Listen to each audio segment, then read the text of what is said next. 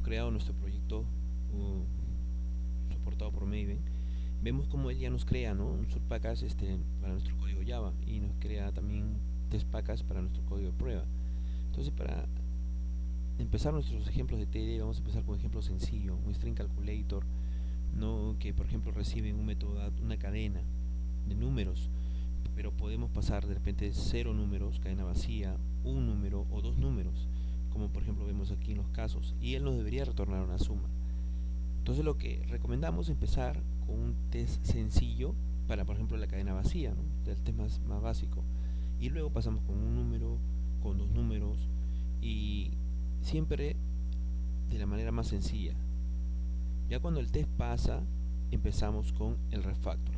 Entonces vamos a utilizar esta técnica, ¿no?, de rojo a verde y refactorizar siempre cada vez que pase el test. Manos a la obra, vamos a crear nuestra clase calculator. Vamos a empezar con nuestro test case también preparado, calculator test. Entonces, si nosotros por ejemplo tenemos nuestro primer método, ¿no?, vamos a crear nuestro primer método, por ejemplo, para añadir empty string, ¿no?, y él nos debería retornar un 0. Entonces nosotros, por ejemplo, marcamos aquí que este es un método de prueba, ¿no?, es un método de prueba, hacemos todos los imports que haya que haber, y también los imports que nos permitan manejarlos, vamos a hacer import or junit test.hacer. Ya está. Entonces vamos a ver que perdón, un ratito, quiero corregir un ratito aquí. Ahí está, perdón, eso es lo que faltaba. Listo. Entonces, ahora sí, ¿qué pasa si yo llamo a calculator, método añadir, y le paso la cadena vacía, ¿no? Entonces, ¿qué debería de retornar? Debería retornar, ¿no?, si utilizáramos el hacer equals, ¿no?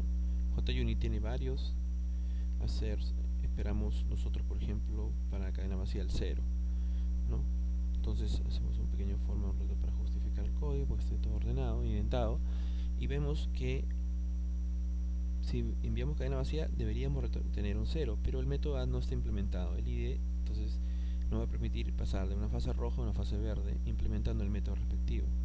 Entonces ahí necesitamos que esto compile, y por ejemplo si lo retornamos -1, pasamos a la fase verde, pero no necesariamente signifique que el caso de prueba es exitoso, por eso lo vamos a correr y vamos a validar eso. Efectivamente falla porque esperaba 0 pero fue -1. Entonces vamos a hacer el código necesario lo más sencillo posible para que esto pase, o sea, un 0. Retornar un 0, y esto debería funcionar. A ver.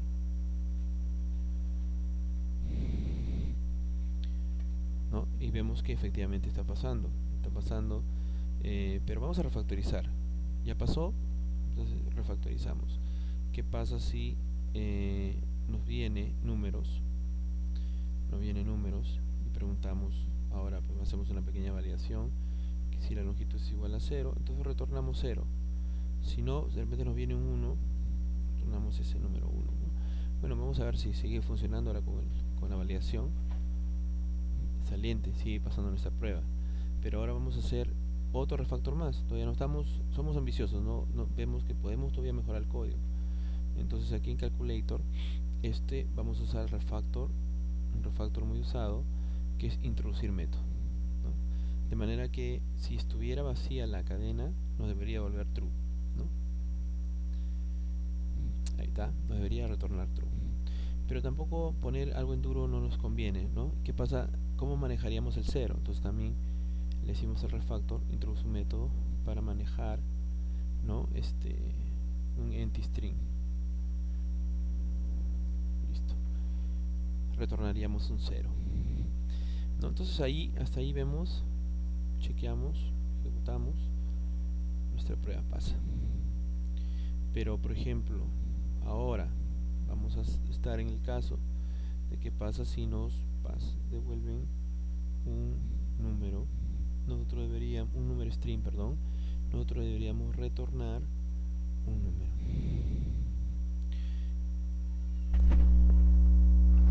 Y este también es un método de prueba, ¿no? Este también es un método de prueba, pero la cosa cambia, ¿no? Si tenemos un calculator y añadimos un 1, entonces, ¿qué esperamos? Esperamos un 1. ¿No? Esperamos un 1. Perdón, que falta el punto y coma. Entonces, veamos. Excelente, pasó porque aquí estamos retornando un 1. Pero vamos a mejorar nuestro código, ¿no? Porque no solamente pueden pasar un 1, pueden pasar diferentes. Entonces vamos a prepararlo para que, por ejemplo, aquí haciendo un refactor, introduciendo un campo, ¿no? Vamos a ponerle numbers, ¿no? Y aquí vamos a refactorizar para también introducir un campo que sea el esperado. ¿No? Entonces, hasta ahí, veamos si sigue funcionando. Sigue funcionando. Pero ¿qué pasa si ahora nos pasaran como número un 2? El esperado debería también ser un 2. Entonces vamos a ver. Uy, falló. ¿Qué pasó? Esperaba 2 pero fue 1. ¿Qué pasó? Bueno, aquí hagamos el código pues que pase, ¿no? Hagamos el código que haga que esto pase, porque no necesariamente siempre puede ser 1. Entonces, numbers, excelente. Con esto podríamos soportar ese, ¿no? Pasó, pero ahora vamos a ver si podemos refactorizar este código y esta función, este método podría llamarse muchas veces, ¿no? Entonces vamos a ver qué pasa cuando queremos manejar un solo número. Estaríamos preparados, ¿no?